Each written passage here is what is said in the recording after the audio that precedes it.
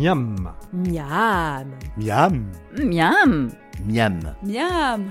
Un podcast de la Nouvelle République Et de Centre Presse concocté par Thierry Foll et réalisé par Laurent Gaudens.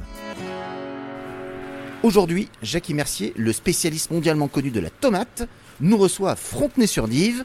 Mais vous l'aurez compris, nous sommes en hiver, donc point de tomate. En revanche, Jackie va nous parler de la truffe.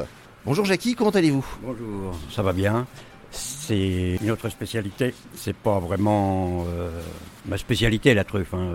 Je fais l'hiver parce que j'adore ça. Et puis j'ai plus de tomates à cette époque-là. Donc je suis un peu calme. J'ai toujours été quand même amoureux de la truffe depuis une quinzaine d'années, 20 ans.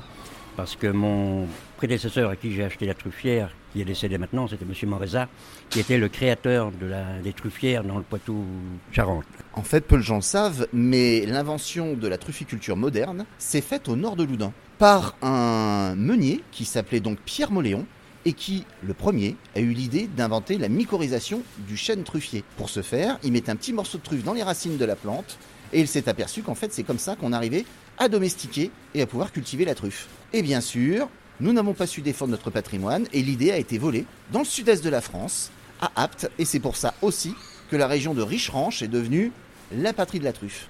Mais en fait, c'est bien dans le Ludunais qu'elle est la meilleure. Jackie, quand j'achète une truffe, là chez vous, qu'est-ce que je choisis et qu'est-ce que je fais pour pas me faire rouler ? Alors, ce qu'il faut, c'est voir l'apparence extérieure, qu'elle ne soit pas rouge. Si elle est rouge, elle n'est pas mûre. Et aussi qu'elle soit toute canifée. C'est-à-dire, on coupe une tranche de la truffe pour voir si elle est striée, noire, marron, grise. Surtout si elle est blanche, elle n'est pas mûre. Plus elle est foncée, plus elle est noire à l'intérieur, plus elle est mûre. Et il y a le parfum aussi. Bon, de toute façon, si vous allez à Frontenay-sur-Dive, parce que tel est le lieu de la production de chez Jackie, il vous conseillera. Je sais que c'est quelqu'un de foncièrement honnête, donc il n'y a pas de souci, vous pouvez y aller les yeux fermés. Une petite recette avant de conclure, à base de truffes, rien de plus simple. Du beurre de Pamplis ou du beurre de Surgère, si possible du beurre salé. Nous allons donc mettre pour une plaquette de beurre 250 grammes, une belle truffe de 50 grammes râpée dedans. Voilà, le beurre, on l'a mis au coin de la cheminée juste pour qu'il ramollisse, qu'il soit donc à la consistance d'une pommade. On va mélanger donc notre truffe râpée avec notre beurre.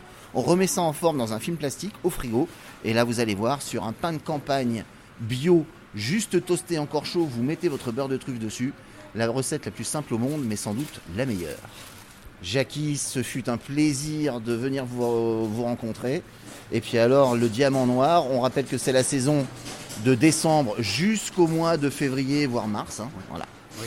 Donc n'hésitez pas à aller le voir, parce que pour la Saint-Valentin, ça peut être un beau cadeau que vous pourriez offrir à votre moitié. Au revoir. Au revoir. C'était Miam. Vous pouvez retrouver la recette de Thierry Foll sur les sites de la Nouvelle République et Centre Presse. N'hésitez pas d'ici là à en parler autour de vous, à le partager sur les réseaux sociaux et à voter pour lui sur les plateformes de podcast. À la semaine prochaine.